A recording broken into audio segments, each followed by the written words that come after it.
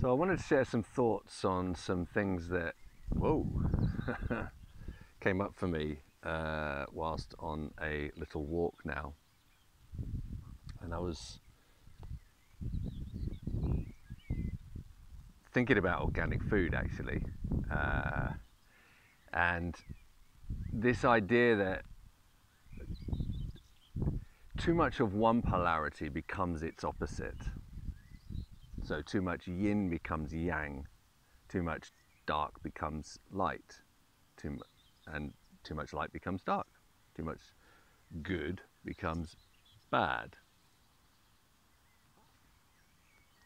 And the example that came up was, organic food and how it's become popular over the last, I guess, 10, 15 years.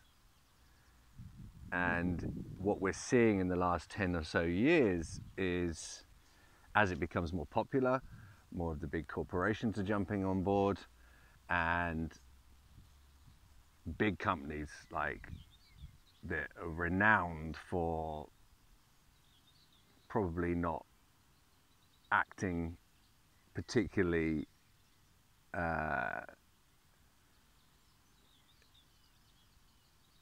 morally in this planet and for the health of the planet and the people. And they're jumping on board and they're buying up companies and using packaging with green, leaves all over it and this kind of eco image and everything like that. And along with all of that comes this adulteration of what organic means. And slowly, slowly we're seeing a watering down of what organic means, to the point where, they're able to spray fields with organic pesticides, herbicides, and fungicides. It's organic, and we're seeing like an erosion of what that means, and a moving of the goalposts. So, and what comes up for me around that, that is one example of how something that is supposedly good and good for the environment, good for your health, can become bad, depending on what your value set is. Good and bad is all relative to your value set, purposeful or not purposeful. And if we don't investigate and we don't look into these things and take responsibility for ourselves, we can be manipulated through language, through words. If we are only focusing on the literal form of things, i.e. the language around a subject, we let in that dark. For instance, if we're looking at it from a light and dark perspective, light and shadow perspective, we can let in the shadow because we're not looking at it as a principle. If we don't take time to define what organic means to us, then we live by somebody else's definition of it, and that can allow a lot of shadow in.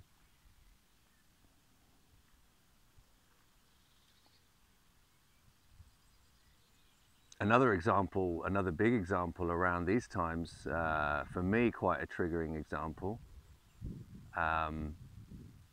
is again around language and political correctness and the wrong making of certain words, as if we can bend reality by changing words or making words bad,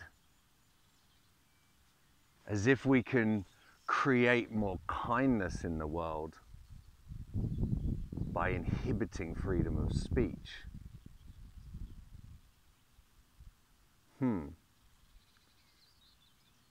quite a big subject and quite a triggering example for me. And yet we make these words wrong, we make them bad, but people still say them, but they say them behind closed doors, and they feel shame and guilt around it. If they got heard, if they get caught saying these words, even within the factions that perpetrate these ideals and ideologies, they're devouring themselves from the inside. If one of them slips up and uses the wrong word, they're all going after each other now. So we can see that we have an intention, like, you know, this is representative of the far left, an intention that is supposedly good, right? Like, oh no, we need equality and freedom of rights, and, you know, and we need to address all of these imbalances, rightly so. There is no doubt about that in my mind. But how are we doing that? If we're, again, it's this example of being focused on the literal and sacrificing our critical thinking in the process.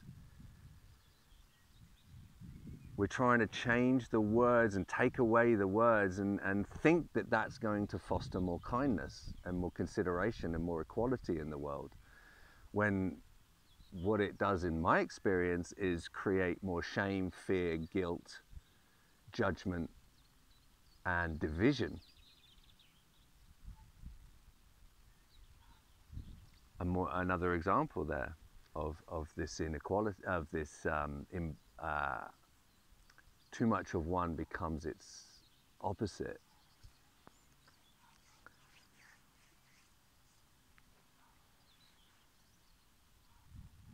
So yeah, for me, it's about diving a little bit deeper than the literal form of things and getting clear on what things represent to me, redefining things. It might be the same definition ultimately, but I've defined it and I know what it means to me because I put thought into it and I've investigated it.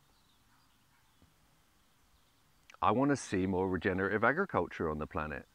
So I will not only just buy organic, but I will, where I can, I will buy organic direct from farmer. I'm very blessed to have that in my life. That opportunity of someone that I break bread with, I eat with this farmer, he's a friend, and I buy meat from him. And he is creating more life on the planet through his wetlands and through his regenerative agriculture. And I want to support that.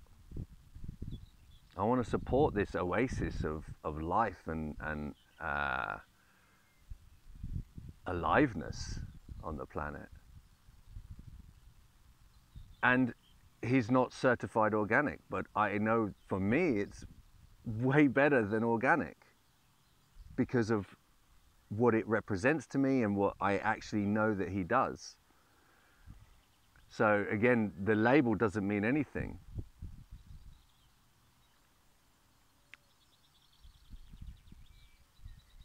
And I want to see more kindness on the planet. I want to see more equality on the planet.